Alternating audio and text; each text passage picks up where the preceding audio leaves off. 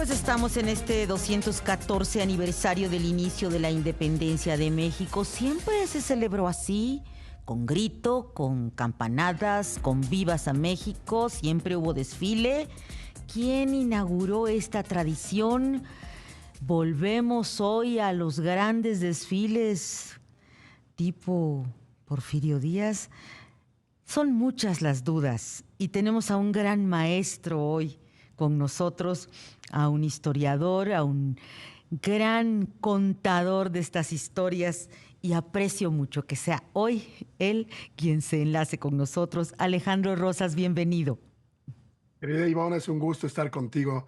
Feliz Día de la Patria. Feliz Día de la Patria, y me encantó tu tuit ayer. Era irresistiblemente necesario darle el RT porque decías, la patria está donde está todo lo que nosotros consideramos que es nuestro, ¿no?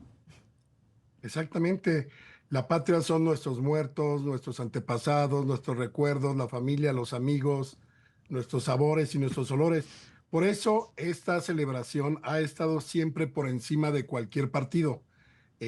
Por encima, incluso en momentos tan graves como la intervención norteamericana o la intervención francesa con el Imperio de Maximiliano, jamás dejó de celebrarse. Obviamente, en situaciones graves como la de la pandemia, pues fueron celebraciones más íntimas. Pero todo esto que vimos anoche, el grito es algo de nosotros, de la ciudadanía, de la sociedad, por encima de cualquier partido. Y ahí está para la historia.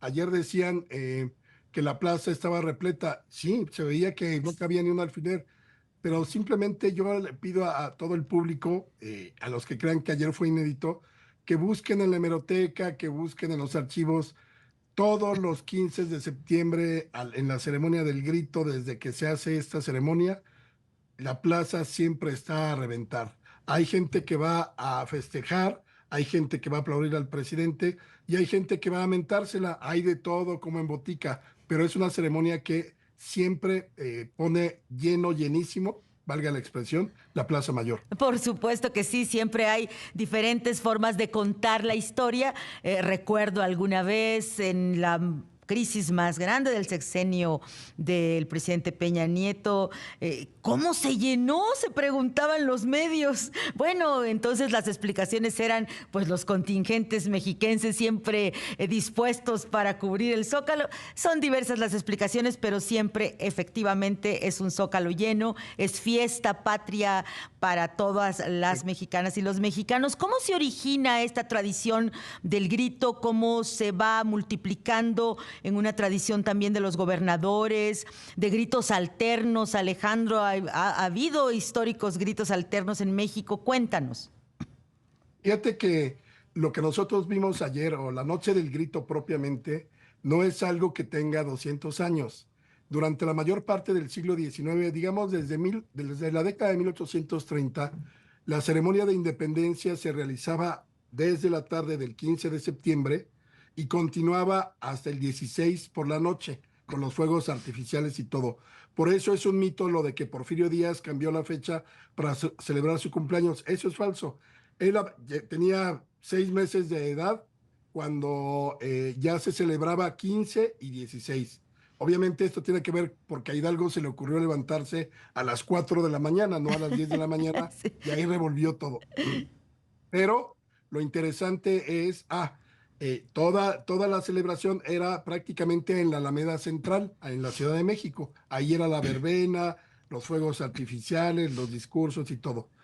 Lo que sí hizo Porfirio Díaz, y que yo diría que ahí es donde inicia propiamente lo que conocemos como nuestra ceremonia del grito, es que en 1896 Porfirio Díaz mandó traer la campana de Dolores Hidalgo, Guanajuato, a la Ciudad de México. Ok. Y ese año la colgaron en el balcón central del Palacio Nacional.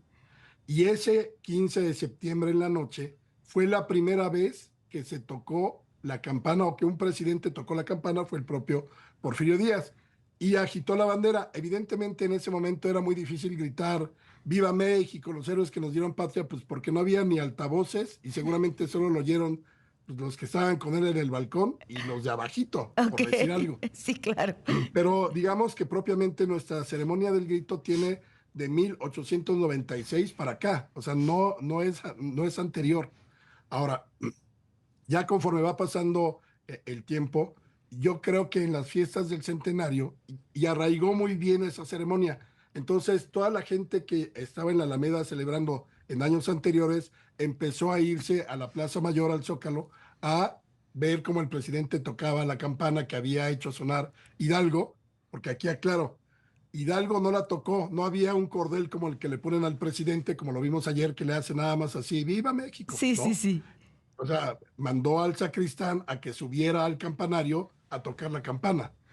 Pero bueno, esas son minucias. El hecho es que sí hubo un llamado, digamos, a la población con la campana ese madrugada del 16 de septiembre de 1810.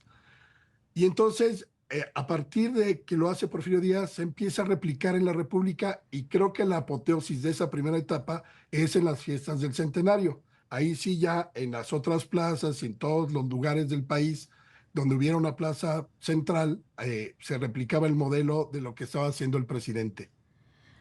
Y ahí después empieza a convertirse en la tradición de alcaldes, gobernadores y por supuesto el presidente. Totalmente. Ahora, no hay, también hay que decirle, porque ayer es que como el presidente dice esto o aquello. No hay un protocolo y no hay tampoco una ley ni una norma que diga qué es lo que debe de gritar el presidente.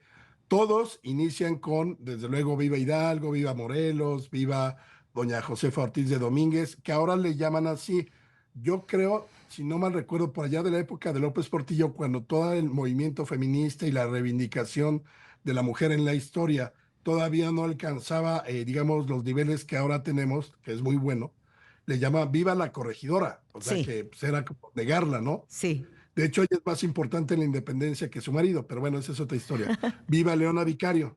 Y luego de ahí Viva Guerrero, o sea, todo el mundo, ¿no?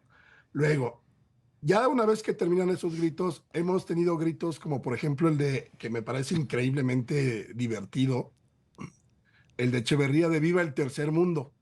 Porque, ¿te acuerdas que él andaba en campaña porque quería ser secretario general de la ONU Claro. y andaba promoviendo, al terminar el sexenio, andaba promoviendo la Carta de los Deberes y Derechos Económicos de los Estados, que era pues, todo el asunto de cómo hacer resurgir al tercer mundo, que ¿Y eran los los no países en los que... alineados, no Alejandro Rosas? Exactamente, los no alineados. Entonces, ese fue muy divertido. Luego, yo me acuerdo Fox, Viva la Democracia. Ajá, Por es ejemplo, cierto. Calderón en el del 2010 dijo, pues aquí junto con Pegado, viva la revolución y viva la independencia también, porque pues era el centenario y el bicentenario. Claro. Y yo creo que anoche pues, realmente, salvo lo de viva la 4T, pues López Obrador ha sido muy consistente en sus gritos desde el 19, porque siempre ha hablado del amor, de la fraternidad, o sea, este grito mucho más social al que se añade todo, digamos, todos los demás gritos patrióticos de los personajes que nos dieron patria y libertad, como diríamos. Entonces, ahí puede ser variable totalmente. Alejandro Rosas, historiador, estamos comentando de dónde venimos en estas tradiciones del grito y del desfile. Para quienes nos formamos en el reporteo de los últimos 30 años, pues había dos asuntos significativos en estos festejos patrios. La presencia de los presidentes del Congreso, de la Cámara de Diputados y del Senado y de la Suprema Corte de Justicia de la Nación. Hoy, deliberadamente, creo que ni siquiera fueron requeridos los morenistas Ifigenia Martínez ni Gerardo Fernández Noroña a estos festejos que se decía eran republicanos porque iban los tres poderes. Y lo otro que era muy representativo también era el enviado del presidente de la República, Alejandro, a Dolores a dar los Claro. campanazos, o sea, porque era como a ver a quién le hace la distinción, quién es el consentido que va a ir. Y creo que esas dos tradiciones pues ahora están totalmente diluidas y perdidas en este cierre de sexenal. Pero fíjate, Ivonne, ese es tu ojo totalmente periodístico, porque fíjate que no me había dado cuenta yo de que efectivamente no ha habido un representante del presidente en el sexenio en Dolores. Y más aún, el presidente no fue a Dolores en este último, que generalmente los presidentes cerraban Así es. el último año. En el caso de Calderón fue diferente porque él, fíjate, es de los pocos presidentes que ha dado dos gritos el mismo día. Lo dio a las 11 de la noche en la Plaza Mayor y luego lo dio a las 4 de la mañana, más o menos a la hora en que debió haberlo dado Hidalgo, en 1810, lo dio allá en Dolores Hidalgo, Guanajuato, y de hecho llovía estruendosamente, bueno, estrepitosamente esa noche. Pero Nos fuimos en vivo de Palacio para allá. exacto. Fox, por ejemplo, salió corriendo, pero más bien por todo el desastre que había creado con el asunto de, desde el desafuero, las elecciones, que estaba muy encrispada la sociedad. Y te acuerdas que dejó, me parece que a Santiago Krill aquí, o más bien le dejó al jefe de gobierno, no sé si era, bueno, el hecho es que Fox se fue A a Guanajuato, Guanajuato, sí. allá a Dolores, a dar el grito, el último, él personalmente a las 11 de la noche. Ya no quiso meterse más acá, porque aquí en el 2012 había habido un grito previo de López Obrador, que además se había retirado unos días antes, ya llevaba el plantón de reforma y todo eso, lo retiraron un poquito antes del 15 en la noche. Efectivamente, son esas historias que tienen que ver con la coyuntura, querido Alejandro Rosas, y bueno, qué decir del grito también de Berto Castillo en 1968, ¿no? Bueno, eso le costó la cárcel porque lo acusaron, nada más para poner en contextos a nuestras amigas y amigos. Berto Castillo, en pleno movimiento del 68, acuérdense que fue más o menos como desde julio hasta diciembre, cuando ya se disuelve el Consejo Nacional de Huelga, eh, pero era un ambiente festivo en Ciudad Universitaria y ahí quien dio el grito fue Berto Castillo. Bueno, pues obviamente el gobierno de Díaz Ordaz estaba buscando cualquier pretexto para encarcelar a los líderes y lo metieron, dizque por usurpación de funciones, pues que además no estaba usurpando nada porque, insisto, yo puedo salir al balcón de mi casa y gritar y ya hemos visto, ¿te acuerdas? Hace como, yo creo que fue en el sexenio todavía de Peña Nieto, el último año o el anterior, el embajador en el Reino Unido gritó viva Porfirio Díaz. Se ve Así que es. se le habían subido las copas y entonces gritó todo y viva Porfirio Díaz, Es increíble. cierto. Pero te digo, yo creo que se podría hacer, o sea, hacer un buen libro ahí muy más divertido, el grito bizarro, algo Así te así. toca con Julio Patán, mi querido Alejandro Rosas, hacer ese libro. Y finalmente, antes de despedirnos, la tradición del desfile.